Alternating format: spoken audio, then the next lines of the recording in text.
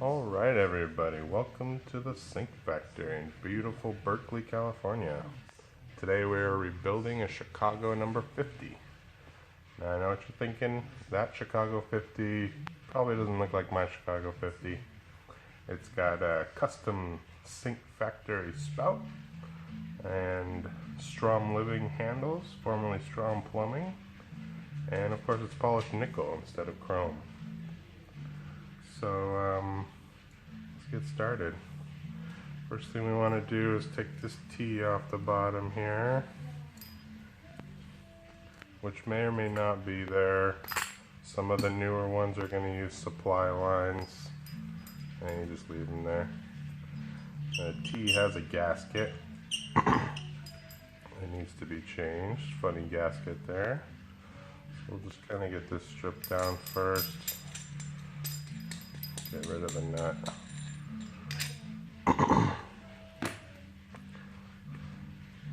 So remove your handles. With these we got to take a button out and a screw. If your Chicago handles are actual Chicago handles, they'll most likely just be the screw.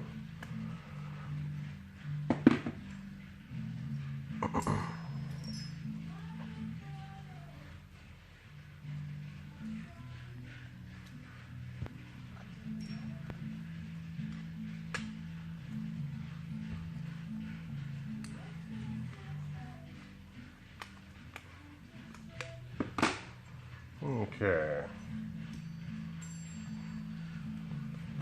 and then your nuts. If you have trouble, you can always lay it down.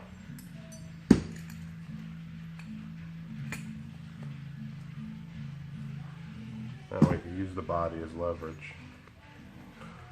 Alright, so there's a discard.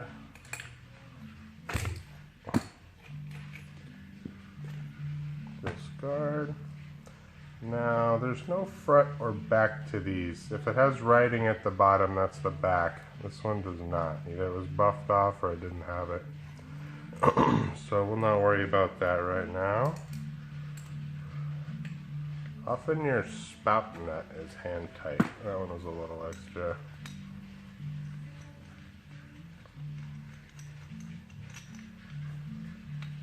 Okay, so that's all naked.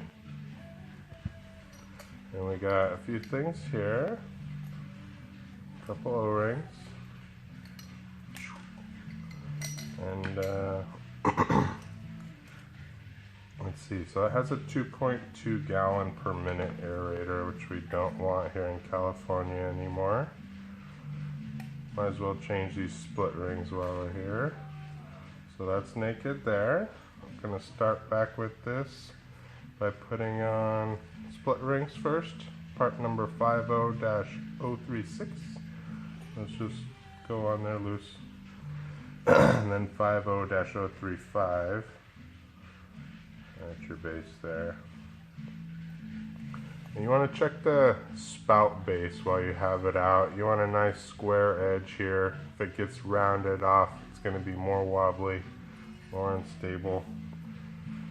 Put your nut back so the split rings live right underneath. So we're going to replace that 2.2 with an E35 1.5 gallon per minute. We'll use the washer, why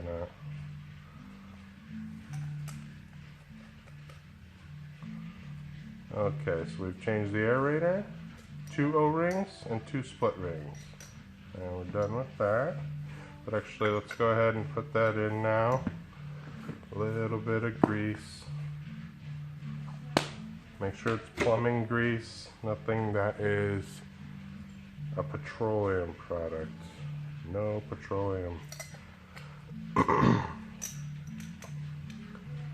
And again, that's pretty much just hand tight. So now that you have a spout on, you have a front and a back. So we'll go ahead and put the cold and the hot.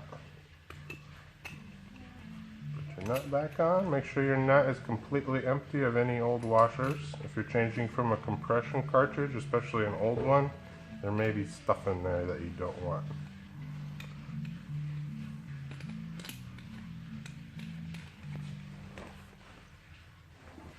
Now these you want to snug up.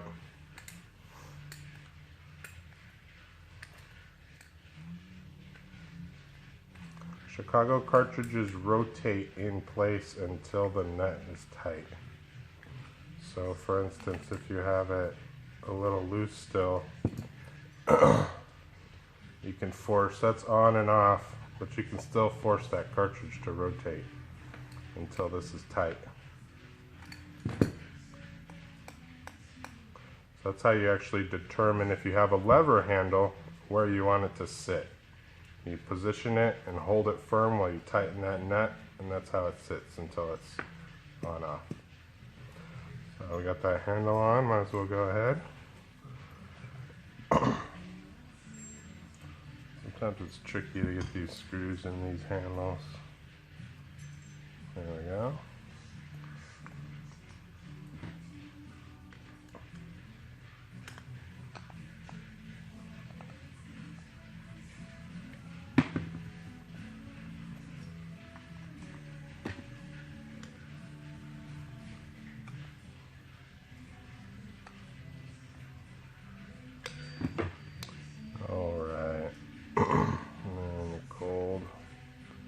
A little grungy there, you might clean those up.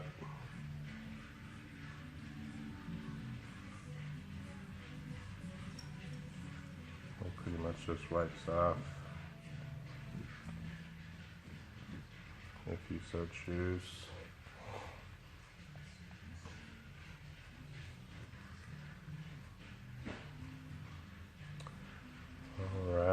And part number 50-008 is this last funny one.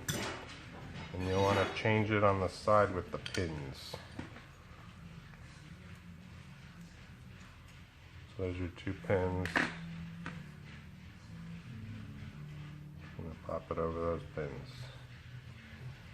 And you're pretty much done. You're going to reinstall it in the counter. So this yellow line's your counter. It goes down in.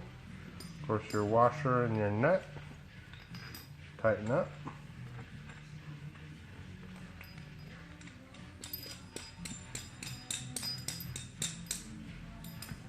And then your T, after it's installed, you're gonna let your flex lines or whatever else you're doing go on the bottom of there.